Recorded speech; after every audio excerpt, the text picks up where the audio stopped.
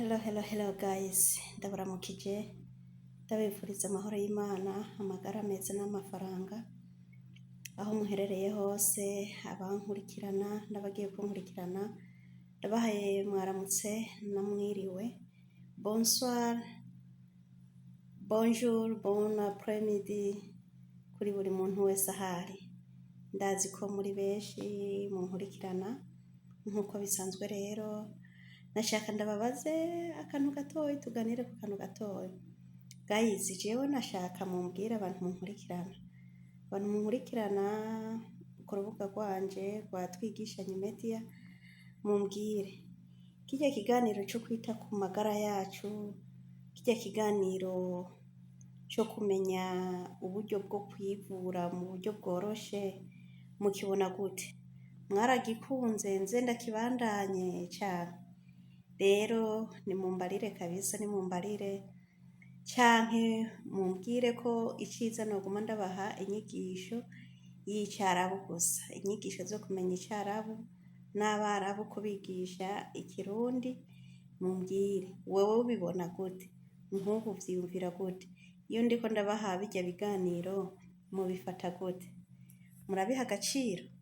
Jewe ndabaha agaciro cyane abantu mukurikirana ibiganiro vyanje, murabe ingenzi gose, ndabinginze mwumve ko muraba agaciro ku buzima bwanje. Rero namwe ninkeneye muze mumbarire buri muntu wese ica yumva canke uko abifata. Ntitubifate minenegwe kubera ko kwiga indimi zitandukanye ni vyiza, birashobora kugushira mu kindi kibanza. Je nanje ururimi suko navukiyemwo, kuvuga Icarabu sivyo navukiyemwo, ariko ndababamwo. Rero kandi je ndi umuntu afata n'ingoga. Rero nawe wewe ku ruhande rwawe gute? Jewe kabisa nta ngorane.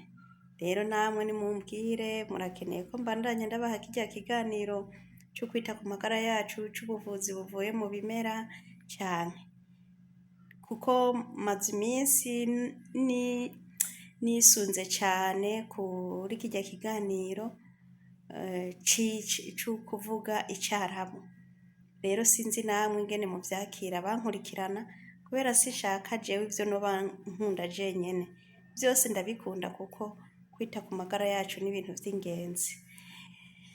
Rero namwe sinzi ingene mubibona, sinzi ingene muvyakira. Niyo mpamvu narinje kugira ngo namwe mugire ico mubivuzeko. Kandi guys, iyo ndabasavye vraiment ndabashimira ababikora bakavyumviriza, abankurikirana muri benshi, nukuri Imana ibahezagire, muraba agaciro. Rero ico ndabasaba, ntimuze muribagira gukora subscribe, like na comment, no kubirungikira abandi bari mu bice bitandukanye, kugira ngo nabo bashishikare kuza kwigana natwe. Murakoze cyane. Si ikiganiro c'uno munsi, ikiganiro nzokishirako ejo. Nari nshaka munyandikire muri commentaire mwebwe mubibona gute, kubandanya twiga Icarabu no kubifatanya tukavyigira hamwe, canke no kubafasha nkabigirira iyindi cano yavyo, nkabaha icano yo kwita ku magara yacu, nkabaha na cano yo kwiga indimi zitandukanye, kuko hariho izindi ndiko ndagirira ubushakashatsi nzobazanira. Rero mu minsi nzobazanira izindi ndimi. Rero nashaka namwe mumbwire mubibona gute, vyiza bivanganye canke bitavanganye. Muce mumbarira. Shalom shalom, murakoze cyane.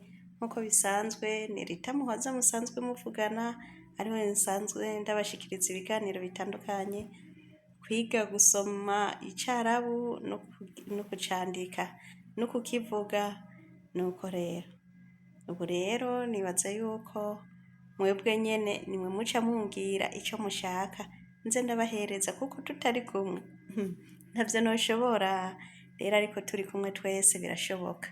Ndabashimiye cyane. Shalom shalom.